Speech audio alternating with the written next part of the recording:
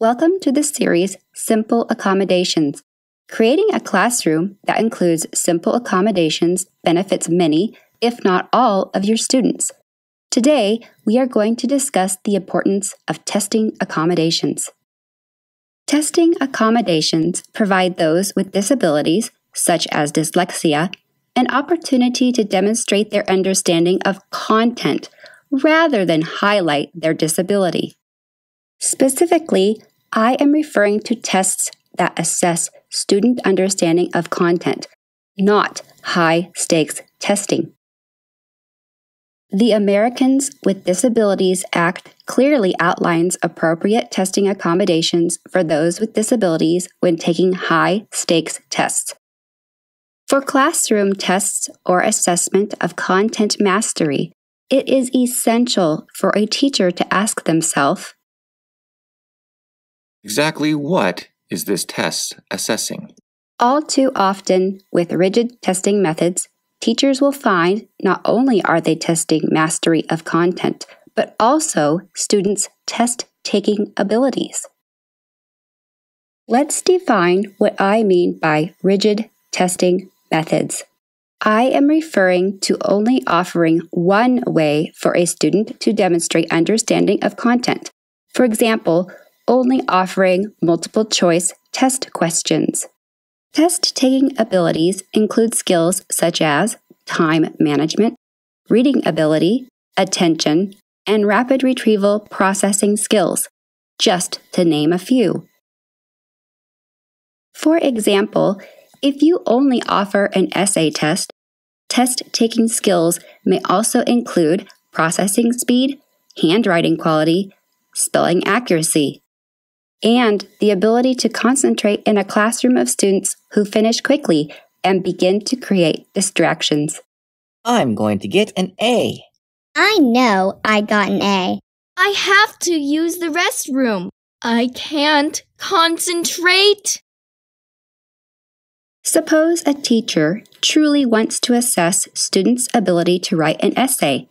Then indeed, an essay-only format may be appropriate.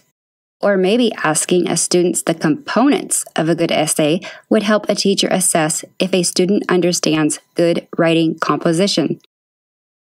If a teacher truly wants to know how fast a student can respond to questions, then setting a rigid time frame may be appropriate. Or maybe it would be better to recognize that speed is not an excellent measurement of content mastery. Before finding out what students have learned, I encourage all teachers to ask themselves, what is this test assessing? Am I testing for content mastery? Or am I testing the skills to perform a certain kind of test? As educators, we need to assess student understanding and synthesis of content, not test-taking skills. By offering various ways to demonstrate student achievement, we allow students of all abilities, including those with disabilities, to demonstrate mastery. For those with dyslexia, a test that relies on the following skills will not necessarily accurately measure knowledge mastery, synthesis, problem-solving, or achievement.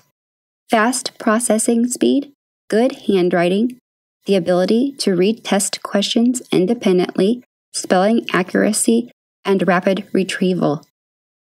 So how can you make sure you are not assessing test-taking skills and ensure you are evaluating student understanding of content?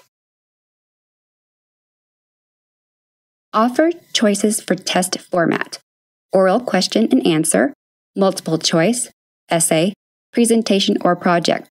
Any method that allows a student to confidently demonstrate content mastery. Offer accommodations for a specific test format. Provide a scribe to write answers. Allow the student to use text-to-speech or speech-to-text apps. Read test questions to the student. Provide a quiet, distraction-free space. Provide extra time. Recap. As an educator, before giving students a test, ask the question, exactly what is this test assessing? to ensure an assessment measures student mastery of content rather than measures test-taking skills.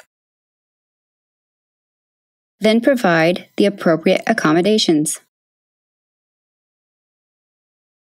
This self-reflection will help an educator to provide testing accommodations for those with disabilities, such as dyslexia, an opportunity to demonstrate their understanding of content rather than highlight their disability.